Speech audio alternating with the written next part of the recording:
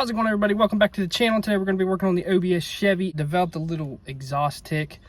I know it's not nothing to do with the exhaust system that we put on because it's new, it's all welded.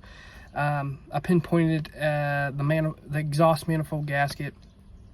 So I'm going to show you the easy way to put these on. I go on YouTube. Every time I do an instructional video like this, I get on YouTube and I look and see how people do it. And I try to find an easier way, which there's always an easier way, or if someone already has a trick, I just leave it be and just make the video so I can add it to 1,000 other ones. But I could not find one that showed an easy way and to actually get it to work right.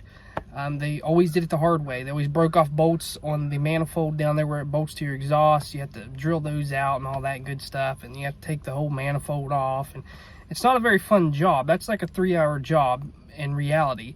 So what I have done all my life, my dad has taught me this, is you just pull it back, get the drop-in gaskets, and you're good to go. And I'll explain it along the way. It's worked for me for years, and I've not had a problem with it. So let's get out here and fix this exhaust leak, and I'll show you the easiest way to do it, and it only takes a half hour. That's for one side. You could probably take, I'd say, an hour and a half for both sides, because the driver's side is a little bit more tight and there's a little bit more stuff in the way you got to move, but it's still a lot easier than 3 hours. So let's get out here and start working on it. All right, so first thing you want to do is take off your plugs, your breather, your box. It's all right here. I have a cold air intake that goes inside the box. I did not put that on there. That's how it came, so I just left it alone. After you get all that good stuff done, what you want to go ahead and do is pop these bolts loose, even the back ones. I leave my spark plug wires on. Back these bolts out about right here. You don't need to go any farther. There's videos on YouTube that show you got to take this whole thing off. You do not. I'm going to show you how to just pop this thing out enough to tear the gasket and all that good stuff, so you don't have to disassemble all that stuff down there, because as you can see, I've already put one of those advanced auto split clamps on there. But what I usually do to break these free, because they've been in here for a very long time, is I start the motor before I even start this process, and then I put my ratchet on there, and I take a hammer and I peck it. What that does is, instead of applying pressure and breaking the bolt off, if it seized a little bit, if you pound it with the hammer like that, it kind of acts as an impact and it starts breaking it free. I've done these old Chevys like this all the time. I know a lot of people that break them off.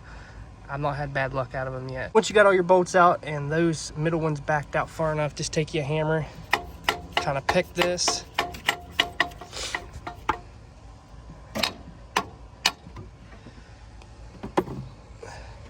You should be able to pull it out. That'll give you enough room to see how this is just peeling off, to get these out of there.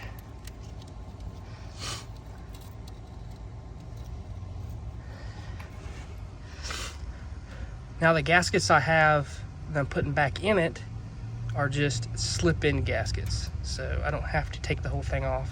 These are rotten, so I'm just pulling it apart. A lot of people say that you need to take this off and have it cut down flat and all that good stuff, or buy a new one while you're there. Honestly, I've been doing this ever since I've run these kind of motors. I had an old cart, had this in there, a Chevy truck, and you know, they've always had a ticking exhaust, so they've always done it, whether you got headers, manifold, whatever. I've never had to have one like ground down or put a new one on. They crack every once in a while, but I've not had a problem doing it this way. All right, so since you got all the gasket material pulled out of there, which is down here, this is one big gasket that you can buy.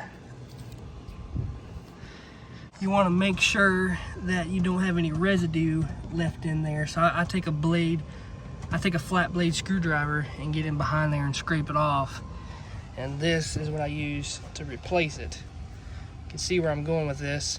It's not the best kit you can buy, but it's easy and it probably wouldn't hurt to do this every year anyway. And it's not a hard job. This took me a half hour. Granted, the other side, if it started to leak, it'd take a little bit longer because a little bit more stuff over there, but I like these because you can just drop them down in. I've not had a problem. Like I showed you before, just keep your bolts in there, and this gasket will drop right down on there. Put your bolts back in here loosely.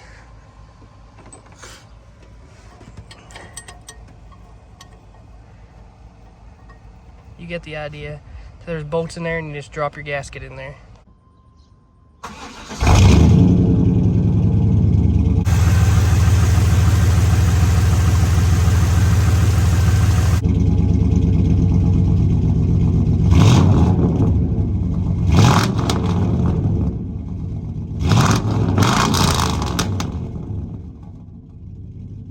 As you can see, that was super easy.